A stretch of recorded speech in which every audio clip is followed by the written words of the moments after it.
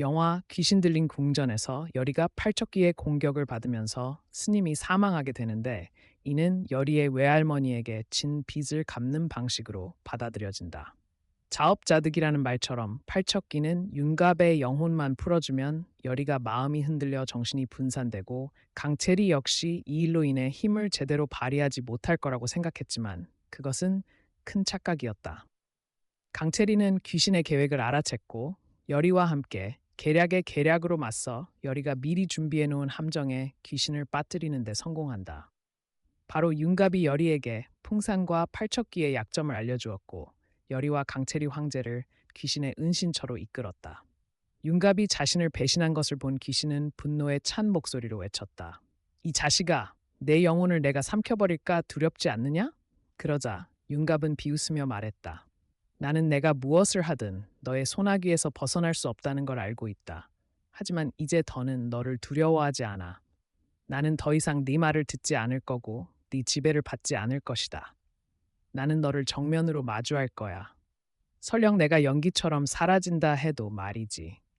윤갑의 도발적인 말에 귀신은 경노했고 손을 뻗어 윤갑의 영혼을 움켜쥔 채 삼켜버렸다. 이 장면을 본 여리는 너무나도 가슴 아파하며 외쳤다. 사악한 영혼아, 외할아버지와 윤갑 도련님의 영혼을 당장 놓아줘. 그렇지 않으면 너를 영원히 윤회하지 못하게 만들겠어.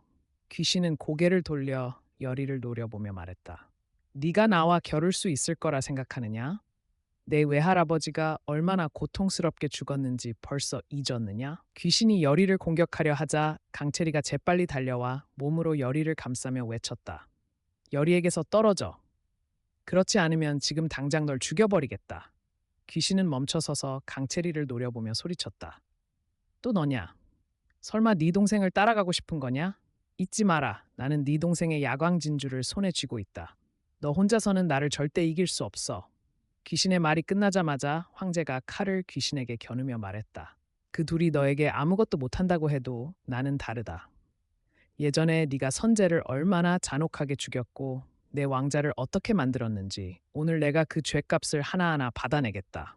귀신은 황제를 바라보며 천천히 다가가더니 말했다. 네가? 만약 그 미친년의 돌이 아니었더라면 난 이미 13년 전에 널 죽였을 거다. 그걸 다행으로 여겨라. 하지만 이번엔 운이 없을 거다. 그 천한 계집을 먼저 죽이고 나면 다음은 너다. 나는 황실의 피부치들을 모조리 죽여 과거의 피해 원한을 갚을 것이다. 귀신이 말을 하며 황제의 목을 움켜쥐려는 순간 한 줄기 빛이 뿜어져 나와 귀신이 손을 거두게 된다. 그것은 바로 부적석이었다. 그 돌은 계속해서 황제의 몸속에 있었고 이로 인해 귀신은 몹시 분노한다. 이를 본 여리는 외쳤다. 그만해. 이제 멈춰. 내가 너를 네가 있어야 할 세계로 보내줄게. 여기서 모든 원한을 끝내자. 더는 잘못을 반복하지 마. 그러자 귀신은 분노에 찬 목소리로 외쳤다. 뭐라고 했느냐? 네가 내 고통을 이해하기라도 하느냐? 네가 내 원한을 보긴 했느냐? 왜 내가 멈춰야 하지? 왜 너희는 아무 대가도 치르지 않아야지? 귀신이 계속해서 여리에게 다가오자 강채리가 칼을 뽑아 날아오르며 귀신을 향해 내리쳤다. 귀신은 몸을 돌려 강채리를 붙잡고 그의 목을 움켜쥐어 들어 올리며 말했다. 나와 너는 아무런 원한도 없었지만 너는 번번이 내 일을 망쳐왔다. 그렇다면 오늘 너를 내 동생 곁으로 보내주겠다. 귀신이 강채리의 몸 안에 있는 진주를 빼내려는 순간 여리는 자신의 부적 도구를 꺼내 귀신을 향해 빛을 비췄다. 그 빛에 귀신은 순간적으로 분산되었고 분노한 귀신은 강채리를 바위 위로 내던져 심각한 부상을 입히고는 여리를 향해 공격을 시작했다. 귀신은 손에 온 힘을 모아 여리를 끝장내려 했고 여리는 도망치려 했지만 이미 너무 늦어버렸다. 풍산이 여리의 발을 걸어 넘어뜨린 것이다. 여리는 땅에 넘어졌고 귀신은 천천히 다가오며 손을 들어 올렸다. 여리는 계속해서 뒤로 물러났고 귀신이 손을 내리치려는 순간 강채리는 고통 속에서 절규하며 외쳤다. 그만둬. 내가 널 죽여버릴 거야. 그 순간 귀신의 손에 불꽃이 일렁이더니 그는 그 불길을 여리에게 전부 쏟아부었다. 여리는 손으로 얼굴을 가렸고 큰 폭음이 울렸다. 여리가 눈을 뜨자 스님이 귀신의 공격을 대신 받아 쓰러져 있었고 입에서는 피가 흘러나오고 있었다. 여리는 충격에 휩싸여 달려가 스님을 끌어안고 외쳤다. 스님, 괜찮으세요? 선사는 심각한 부상을 입었음에도 불구하고 여전히 여우리의 손을 꼭 잡은 채 말했다. 괜찮다, 여우리야. 마침내 너에게 이 피빚을 갚을 수 있게 되었구나. 예전에 나 때문에 내 외조부가 목숨을 잃었지. 이제 내 목숨을 걸고 너를 지켜주겠다. 너와 강처우리는 너희의 용서를 통해 그 귀신을 감화시켜야 한다. 그것만이 강처우리를 구하고 귀신을 물리칠 수 있는 유일한 방법이다. 그렇게 말한 선사는 여우리의 품에서 눈을 감고 숨을 거두었다. 여우리는 고통스럽게 선사를 내려놓고 분노에 찬 목소리로 외쳤다. 너야 바로 네가 선사를 죽인 거야. 너는 본래 충신으로 선제와 백성을 위해 평화를 이룬 사람이었어. 하지만 눈이 멀어 다른 자에게 조종당하고 결국 너의 영혼은 원혼이 되어 수많은 무고한 이들을 해치고 있어. 지금이라도 놓아준다면 내가 너의 혼을 극락으로 인도해 줄게. 하지만 끝까지 고집을 부린다면 널 소멸시켜버릴 거야. 팔척 귀신은 큰 소리로 웃으며 말했다. 좋다. 그럼 다들 덤벼라. 전부 한꺼번에 보내주마. 강처우리 여우리 황제는 계획대로 각각 다른 방향에서 공격을 시작했다. 그로 인해 귀신은 혼란에 빠졌지만 풍산의 지원으로 귀신의 힘이 더욱 강해졌다. 셋은 더 이상 상대가 되지 못했고 귀신이 마침내 마지막 공격을 준비할 때 최원호가 나타났다.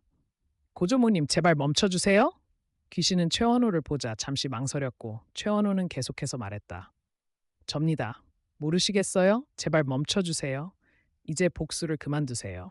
선제를 오해하신 거예요. 고조모님을 해친 건 간신이지 선제가 아니에요. 그자는 고조모님과 선제 사이를 이간질하려고 일부러 그렇게 했던 거예요.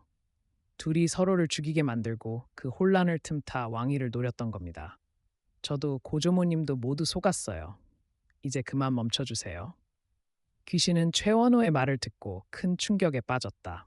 그는 선제가 죽기 전 아파하던 모습과 그때 했던 부정의 말을 떠올리며 혼란에 빠졌다. 비틀거리며 뒷걸음질치자 풍산이 뛰어나와 말했다. 전신이시여, 저 최원호의 헛소리에 속지 마십시오. 그자는 황제에게 매수된 자입니다. 전신님의 진짜 원수는 선제와 황실입니다. 전신님은 지금 잘하고 계신 거예요. 복수를 계속하세요. 제가 도와드릴게요. 그 말을 들은 최원호는 분노하며 풍산의 멱살을 잡았다. 바로 너였어. 내 고조부를 이용해 조정을 어지럽히고 그를 원한에 잠기게 만든 자. 풍산은 당황해 옆에 있던 칼을 들고 최원호의 배를 찔러버렸다. 최원호는 팔척 귀신과 황제의 눈앞에서 그 자리에서 숨을 거두었다. 귀신은 분노에 찬 목소리로 외쳤다. 풍산, 감히 네가. 풍산은 곧바로 무릎 꿇으며 말했다. 전신님 제발 저를 용서해 주십시오. 모든 것은 전신님을 지키기 위해서였습니다. 망설이지 마시고 저들을 없애버리십시오. 제가 전신님을 왕으로 세워드리겠습니다. 여우리는 외쳤다. 네가 얼마나 어리석은지 알아? 풍산이 진심으로 널 위해 그러는 줄 아니? 그는 널 이용하고 있는 거야. 모든 진실을 왜곡한 것도 널 소환한 것도 바로 그자야. 너가 그의 말에 따라 움직인 뒤 결국 너를 제거하고 궁궐을 장악할 계획이었어. 지금도 안 보이니? 그가 최원호를 얼마나 잔인하게 죽였는지를. 과연 팔척 귀신은 풍산의 음모를 알아차릴 수 있을까?